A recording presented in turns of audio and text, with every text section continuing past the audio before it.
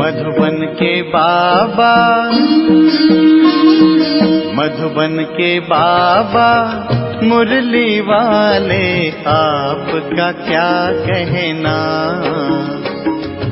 आपका क्या कहना। ओम शांति। आज 6 नवंबर 2023 के साकार मधुर महावाक्य हैं। आज मीठे मीठे बाप दादा बोले, मीठे बच्चे, देही अभिमानी बनने में ही तुम्हारी सेफ्टी है। तुम श्रीमत पर रूहानी सर्विस में लग जाओ तो देह अभिमान रूपी दुश्मन वार नहीं करेगा। बाबा ने कहा, मीठे बच्चे, देही अभिमानी बनने में ही तुम्हारी सेफ्टी है। तुम श्रीमत पर रूहानी सर्विस में लग जाओ तो देह अभिमान रूपी दुश्मन वार नहीं करेगा।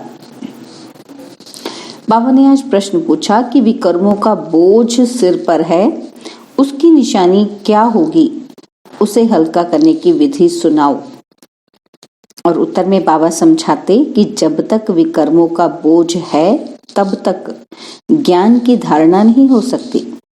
कर्म ऐसे किए हुए हैं जो बार बार विघ्न डालते हैं, आगे बढ़ने ही नहीं देते हैं। इस बोझ से हल्का होने के लिए नींद को जीतने वाले निद्रा जीत बनो। रात को जाग कर बाबा को याद करो तो बोझ हल्का हो जाएगा। मुरली का गीत है, माता ओ माता तू सबकी भाग्य विधाता। ओम शांति।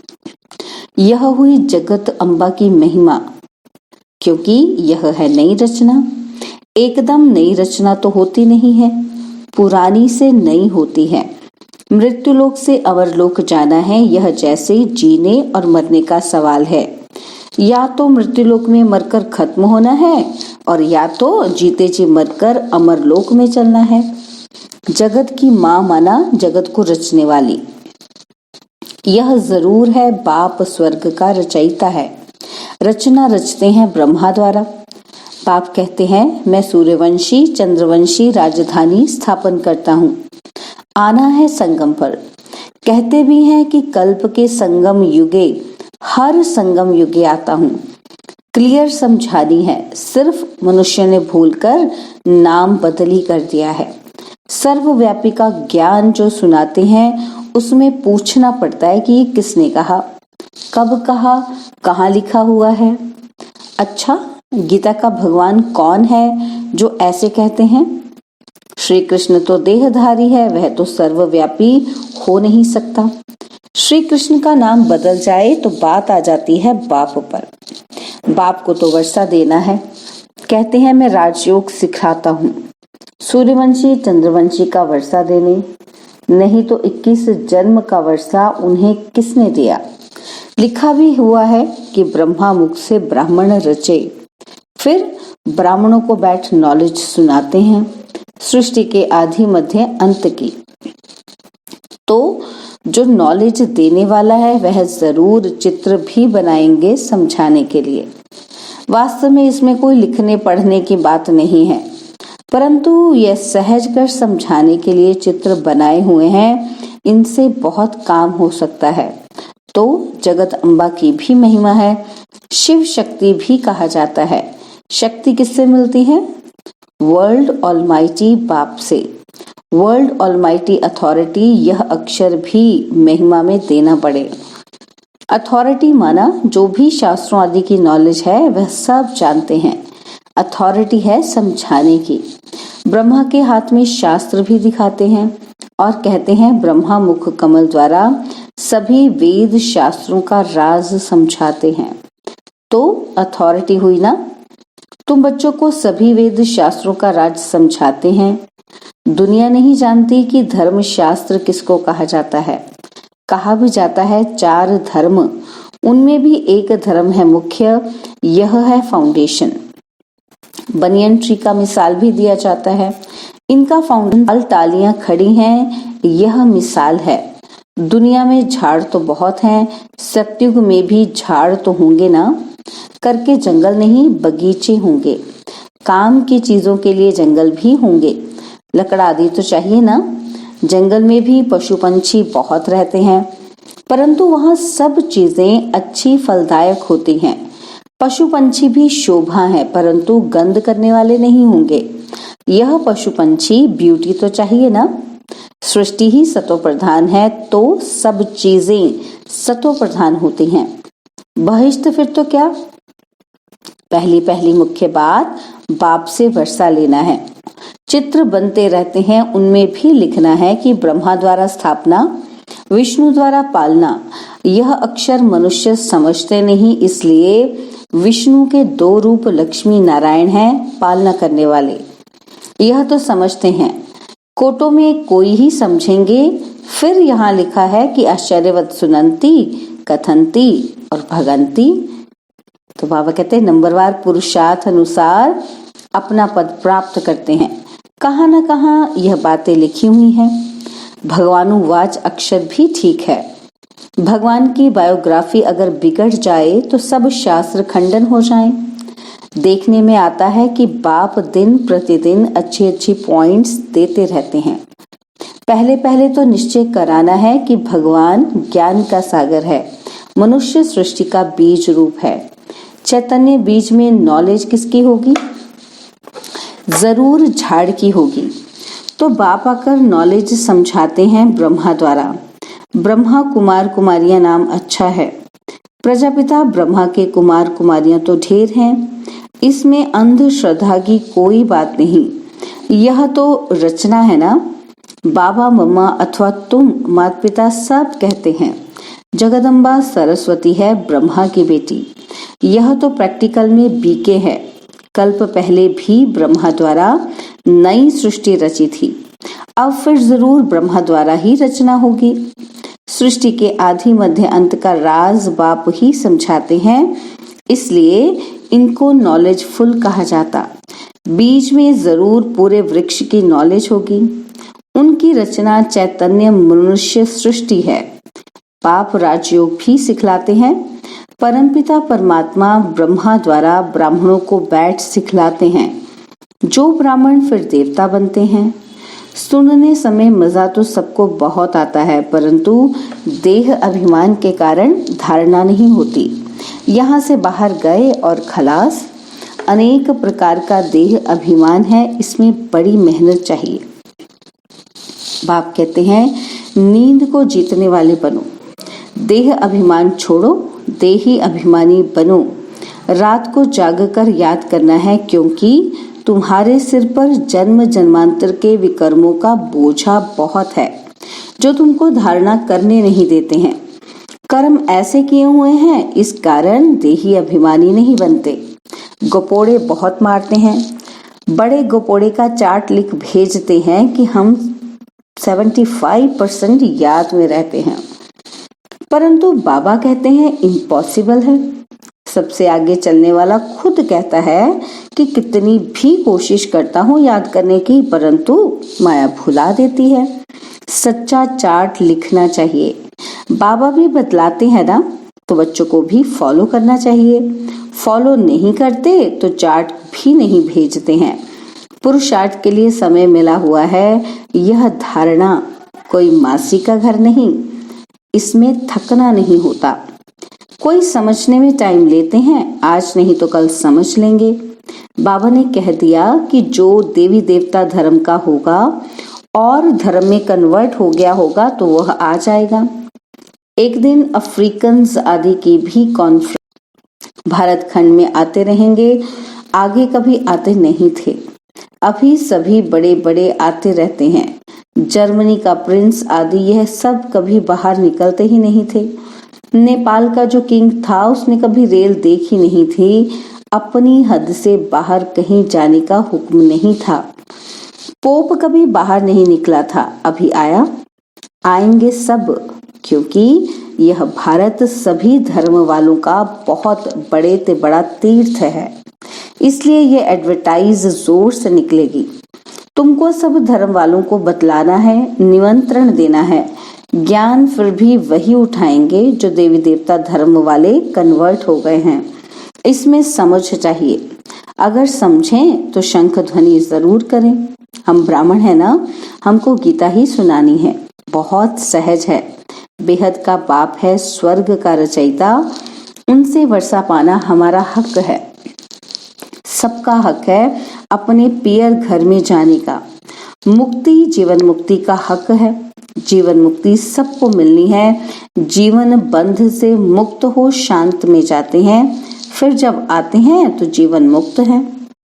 परंतु सबको सतयुग में तो जीवन मुक्ति नहीं मिलती। सतयुग में जो जीवन मुक्ति में थे देवी देवता, पीछे जो आते हैं कम सुख कम दुख पाते हैं। ये हिसाब किताब है। सबसे कंगाल भारत ही बना है जो सबसे ऊंच था। बाप भी कहते हैं कि ये देवी देवता धर्म बहुत सुख देने वाला है। यह बनी बनाई है, सब अपने अपने समय पर अपना अपना पार्ट बजाते हैं। हेवनली गॉड फादर ही हेवन स्थापन करते हैं और कोई कर न सके। क्राइस्ट से 3000 वर्ष पहले बरोबर कहते हैं कि हेवन था, नई दुनिया थी। क्राइस्ट वहां कोई थोड़े ही आएगा, वह अपने समय पर ही आता है। फिर उनको अपना पार्ट रिपीट करना है। यह सब बुद्धि में बैठे तो श्रीमत पर चले। सबकी बुद्धि एक जैसी नहीं है, श्रीमत पर चलने की हिम्मत चाहिए। फिर शिव बाबा आप जो खिलाओ जो पहनाओ, ब्रह्मा और जगत अम्बा द्वारा, ब्रह्मा द्वारा ही सब कुछ करेंगे ना, तो दोनों कंबाइंड हैं। ब्रह्मा द्वारा ही कर्तव्य करेंगे। शरीर तो दो इकट्ठे नहीं हैं। कोई कोई कंबाइंड शरीर भी देखा है बाबा ने। सोल तो दोनों की अलग अलग हो गई। इसमें बाबा प्रवेश करते हैं, वह है नॉलेजफुल। तो नॉलेज किस द्वारा दें? श्री कृष्ण का चित्र तो अलग है, यहाँ तो ब्रह्मा चाहिए। प्रैक्टिकल में ब्रह्मा कुमार कुमारियां कितने हैं, ये कोई अंधश्रद्धा तो नहीं है। एडॉप्टेड चिल्ड्रन को भगवान पढ़ाते हैं। कल्प पहले जो एडॉप्ट हुए हैं वही अब होते हैं। बाहर ऑफिस में तो कोई नहीं कहेंगे कि हम बीके हैं, यह गुप्त हो गया। शिव बाबा की संतान तो है ही, बाकी रचना नई सृष्टि की रचनी होती है। पुरानी से नया बनाते हैं। आत्मा में खाद पड़ने से पुरानी हो जाती है। सोने में ही खाद पड़ती है तो फिर झूठा हो जाता है। आत्मा झूठी होती है तो शरीर भी झूठा हो जाता है। फिर सच्चा कैसे हो? झूठी चीज को आग में डालते हैं पवित्र करने के लिए, तो कितना बड़ा विनाश होता है। यह त्योहार आदि भी सब भारत के हैं।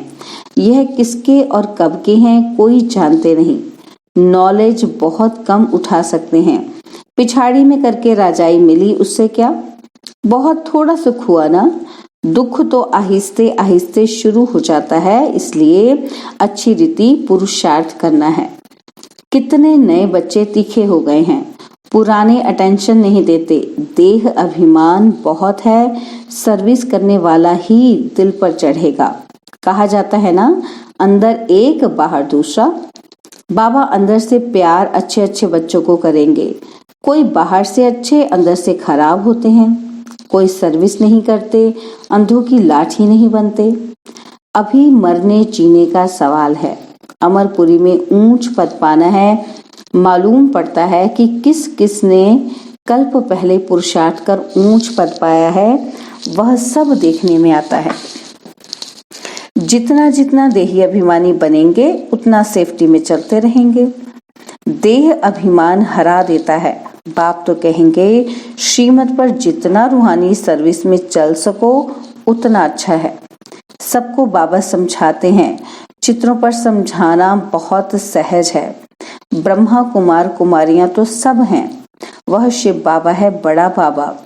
फिर नई सृष्टि रचते हैं, गाते भी हैं। मनुष्य से देवता, सिख धर्म वाले भी उस भगवान की महिमा करते।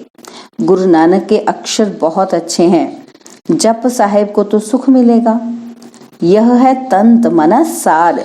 सच्चे साहेब को याद करेंगे तो सुख पाएंगे, अर्थात वर्षा मिलेगा। मानते तो हैं एक ओंकार, आत्मा को कोई काल खा नहीं सकता। आत्मा मैली होती बाकी विनाश नहीं होती, इसलिए अकाल मूर्त कहते हैं। बाप समझाते हैं, मैं अकाल मूर्त हूं तो आत्माएं भी अविनाशी हैं। हाँ, बाकी पुनर्जन्म में आती हैं। हम एक रस हैं। साफ बतलाते हैं, मैं ज्ञान का सागर हूँ, रूप बसंत भी हूँ। तो यह बातें समझकर समझानी है। अंधों की लाठी बनना है, जिए दान देना है, फिर कभी अकाल मृत्यु नहीं होगा और तुम काल पर विजय पाते हो। अच्छा, मीठे मीठे सिकिलदेई बच्चों प्रति माता पिता बाप दादा का याद प्यार और गुड मॉर्निंग। रूहानी बाप की रूहानी बच्चों को नमस्ते। हम रूहानी बच्चों की रूहानी बाप दादाजी को दिलवा जान सिकवा प्रेम से नमस्ते। ओम शांति। प्यारे बाबा, मीठे बाबा, मेरे बाबा, शुक्रिया बाबा, शुक्रिया बाबा, शुक्रिया। धारणा के लिए मुख्य सार है। पहला पॉइंट है, श्रीमत पर रूहानी सर्विस करनी है, अंधों की लाठी बनना है, शंख ध्वनि जरूर करनी है। और सेकंड पॉइंट है, देही अभिमानी बनने के लिए याद का चार्ट रखना है, रात को जाकर खास याद करना है, याद में थकना नहीं है। बाबा ने आज वरदान दिया, सदा अपनी श्रेष्ठ शान में रह, परेशानियों को मिटाने वाले मास्टर सर्वशक्तिमान भव। सदा अपनी श्रेष्ठ शान में रह, परेशानियों को मिटाने वाले मास्टर सर्वशक्तिमान भव। सदा यह वरदान स्मृति में रहे कि हम अपनी श्रेष्ठ शान में रहने वाले, औरों की भी परेशानी को मिटाने वाले मास्टर सर्वशक्तिमान हैं। कमजोर नहीं, श्रेष्ठ शान के तख्त नशीन हैं। जो अकाल तख्त नशीन, बाप के दिल तख्त नशीन श्रेष्ठ शान में रहने वाले हैं, वे स्वप्न में भी कभी परेशान नहीं हो सकते। कोई कितना भी परेशान करे, लेकिन आप अपनी श्रेष्ठ शान में ही रहते हैं। स्लोगन, सदा अपने स्वमान में रहो तो सर्व का मान मिलता रहेगा। सदा अपने स्वमान में रहो तो सर्व का मान मिलता रहेगा। ओम शांति। और अब यह एक बहुत अच्छी वीडियो भी जरूर देखें।